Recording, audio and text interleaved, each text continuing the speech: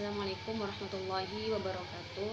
Perkenalkan, nama saya Iba Suki dari IAIN Madura, Prodi Ekonomi Syariah. Mata kuliah ini yaitu Politik Ekonomi Islam, di mana saya akan menjelaskan hasil dari paper saya dengan tema perubahan politik taktik penjajahan. Pada poin pertama, saya akan menjelaskan tentang sistem ekonomi kapitalis, di mana sistem ekonomi kapitalis itu merupakan suatu sistem yang memberikan kebebasan yang seluas-luasnya kepada setiap individu untuk melakukan kegiatan perekonomian. Dalam sistem ini, pemerintah bisa mengambil bagian atau posisi untuk memastikan kelancaran dan keberlangsungan kegiatan perekonomian. Tetapi pemerintah juga bisa tidak ikut campur sama sekali dalam kegiatan perekonomian tersebut. Di kapitalis ini ada kelemahan dan kelebihan. Yang pertama diantaranya adanya persaingan sehingga mendorong kemajuan usaha. Karena adanya persaingan bebas di sini, maka produsen cenderung meningkatkan hasil produksinya, sehingga usaha yang mereka miliki akan lebih meningkat atau maju. Yang kedua dapat menyerap lebih banyak tenaga kerja. Yang ketiga, pendapatan dapat lebih dimaksimalkan. Mengapa bisa demikian? Karena di dalam kapitalisme ini tidak ada batasan dalam pengambilan keuntungan dalam kegiatan perekonomian, sehingga masyarakat atau produsen bisa mengambil keuntungan sesuai yang mereka inginkan. Seperti itu, dan masih banyak kelebihan lainnya, mungkin bisa kalian cek di papernya.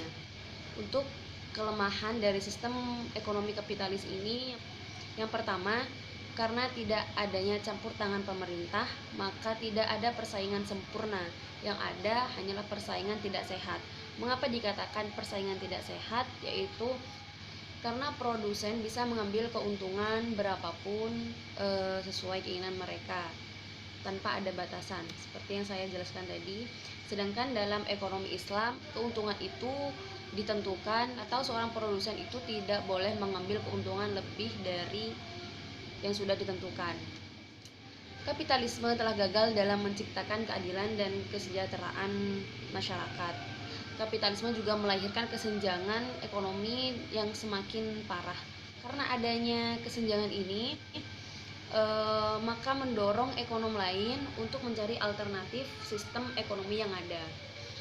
Mereka beralih atau melirik kepada sistem ekonomi syariah yang sekarang mulai berkembang dan banyak yang meliriknya, seperti itu.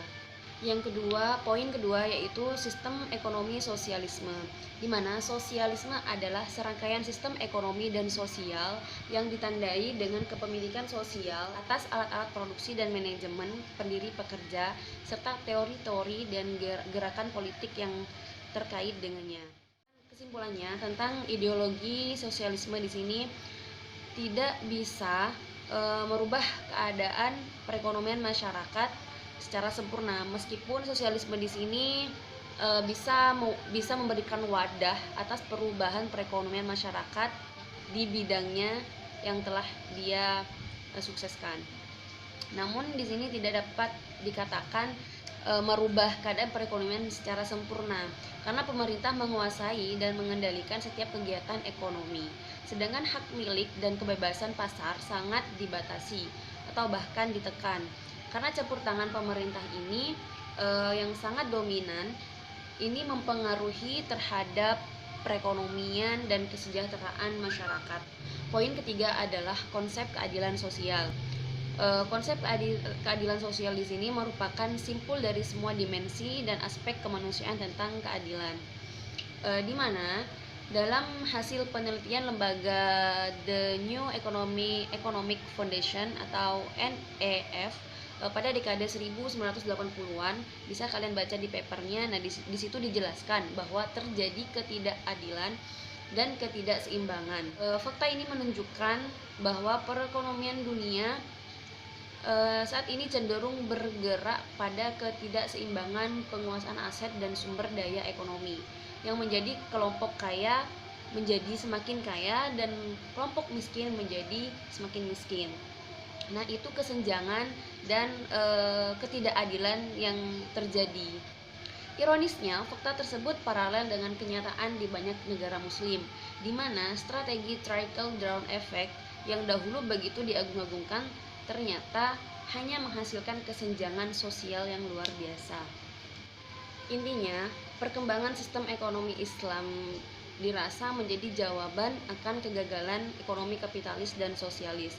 Sekalipun sebagai nilai lebih sempurna, namun kapitalis dan sosialis memiliki wadah yang terbukti sukses membawa masyarakatnya dan bertahan dalam beberapa aspeknya. Persaingan sistem menjadi menarik dikaji, di mana setiap sistemnya memiliki kelebihan dan kelemahan masing-masing. Dan harapan saya pada permasalahan ini yaitu semoga sistem ekonomi Islam dapat selalu menjadi solusi dari setiap permasalahan dalam perekonomian. Mungkin itu saja yang bisa saya sampaikan, kurang lebihnya mohon maaf. Wassalamualaikum warahmatullahi wabarakatuh.